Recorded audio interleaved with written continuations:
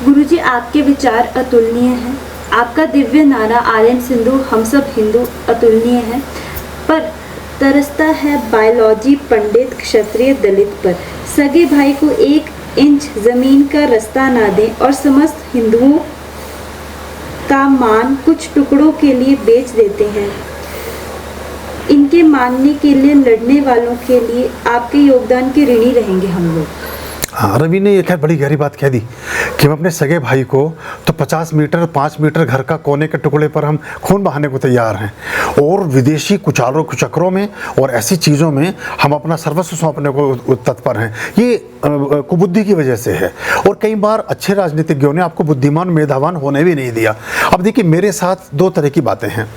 या तो मेरे साथ आप चल नहीं पाओगे, और मेरे साथ चल पाओगे तो और कोई तुम्हें चला ना पाएगा कभी, क्योंकि तुम्हारा बौद्धिक विकास इतना हो चुका होगा कि तुम आर पार देखने लगोगे चीज़ों के बारे में। अब हम इन्हीं चीज़ों में हम इन चीज़ों में बटे नहीं हैं, हमें बांटा गया है। और अब तो किसी का कोई, अब देखिए, सबसे बड़ा जो चमार है वो बाटा है, सबसे बड़ा जो तेली है वो अंबानी है, सबसे बड़ा जो लोहार है वो टाटा है। ये भाई काम से ही तो माना ना आपने, काम ही तो आपका रहा, काम के हिसाब से तो आपने उसको समझा। और लेकिन हम उससे लखानी है और हैं, पर उस तरह से हम उसको देखते नहीं। कोई जन्मना ब्राह्मण नहीं है, ना कोई जन्मना शूद्र है। जो क्षुद्र है, जिसकी बुद्धि क्षुद्र है, छोटी है, वो सब शूद्र है। तो जो विराट है वो सब विराट को उपलब्ध है। पर ये अब कितना ही आप कह लें, पर फिर भी ये मुश्किल है। मेरे पास बहुत लोग मुझसे ऐसे मिलते हैं कि जब मैं उन्हें बताता हूँ कि बहुत सुयोग्य कुछ कन्या या युवक हैं, वो कहते नहीं जी, चाहे हो भीगा व जूता ही, पर अपनी बिरादरी का ही। अब तुम्हारी बिरादरी क्या है? ये मान्यता तो है। अगर आपकी पूरी मेमोरी को डिलीट कर दिया जाए और आपको एक जहाज़ में बैठा के होनोलुलु में छोड़ दिया जाए, या किसी ऐसे द्वीप पर ले जाकर के उतार दिया जाए, और वो आपको मेमोरी कुछ है नहीं, कोई आपसे पूछा आपकी जाति, तो आप क्या आंसर करेंगे उसका? यानी कि ये तो अब आपको बताया तो गया है कि भाई आप जाट हो, आप ब्राह्मण हो, आप तेली हो, आप चमार हो, आप बंगी हो, आप फला हो, ये आपको बताया तो गया है।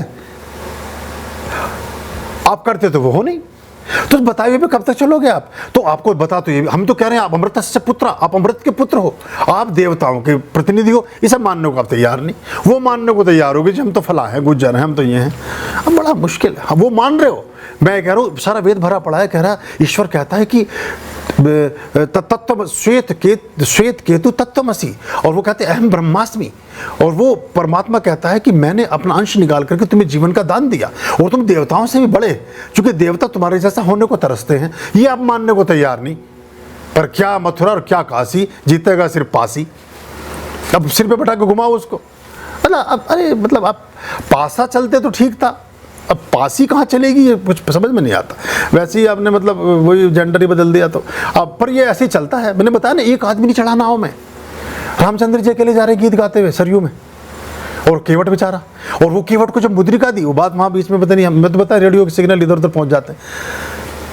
उसने कहा कि जी तुम तारोगे भवसागर से, और मैंने तारा छोटी सी सरयू में। नाई से नाई ना लेत, धोबी से धोबी ना लेत, और मेरी तुम्हारी बिरादरी एक।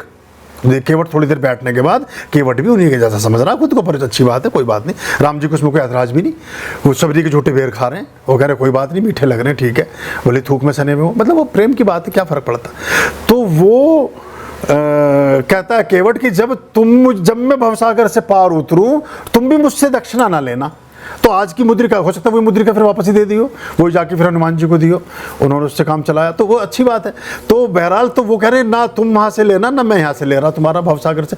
एक आदमी नहीं बैठा नाव में, अरे थोड़ा दूर तक चित्रकूट के पास तक चले जाते, 5-10 कदम दूर तक चले जाते।